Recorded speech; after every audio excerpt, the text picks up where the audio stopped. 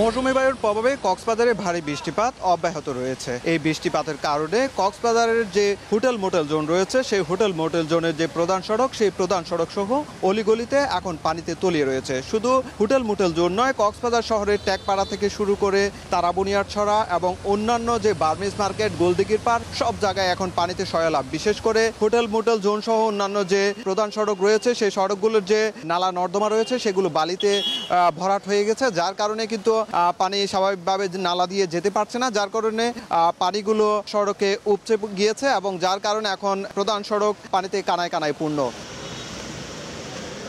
বিশেষ করে Cox's Bazar hotel motel জোনে 4 শতাধিক যে হোটেল মোটেল রয়েছে এবং 2 শতাধিক রেস্টুরেন্ট রয়েছে, সেই রেস্টুরেন্টগুলোতে পর্যটকরা যারা এসেছেন তারা কিন্তু এখন অনেকটাই হোটেলের মধ্যে বন্দী অবস্থায় রয়েছে। অনেকে আবার বের হওয়ার চেষ্টা করছেন কিন্তু পানির কারণে বের হতে পারছেন না। পর্যটকরা যেমন দুর্ভোগে পড়েছে, ঠিক তেমনি এখানে যে যানবাহনগুলো চলছে সেই যানবাহনগুলোতে পর্যটকরা যেমন উঠতে পারছে না, ঠিক তেমনি যাতায়াতের সময় যানবাহনগুলো অনেক সময় বন্ধ হয়ে যাচ্ছে, যার কারণে যারা গাড়ি চালক রয়েছে তারাও দুর্ভোগে পড়েছেন। পাশাপাশি হোটেল মোটেল জোনের দুপাশে যে দোকানপাটগুলো রয়েছে সেই দোকানপাটগুলোতেও পানি ঢুকেছে। অনেকে আবার ব্যবসা প্রতিষ্ঠান বন্ধ করে দিয়েছে, আবার অনেকে আমরা লক্ষ্য করছি যে পানি ঢুকেছে সেই পানিগুলো পরিষ্কার করছে।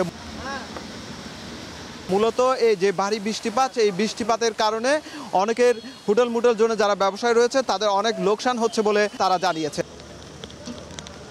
ভারী বৃষ্টিপাত সেটি কিছুটা কমলেও এখন পর্যন্ত পাহাড় ধসের আশঙ্কা রয়েছে। কক্সবাজার জেলা প্রশাসন এরই মধ্যে কক্সবাজার শহর সহ যে 12টি ওয়ার্ড রয়েছে সেই ওয়ার্ডগুলোতে মাইকিং শুরু করেছে। তারা মানুষজনকে যারা পাহাড়ের পাদদেশে ঝুঁকিপূর্ণ বসবাস করছে তাদেরকে নিরাপদে সরে যাওয়ার জন্য বলা হয়েছে। এছাড়াও আশ্রয়কেন্দ্র খোলা হয়েছে।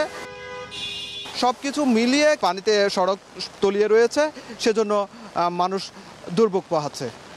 সুজাউদ্দিন রুবেল, সময় সংবাদ, কক্সবাজার।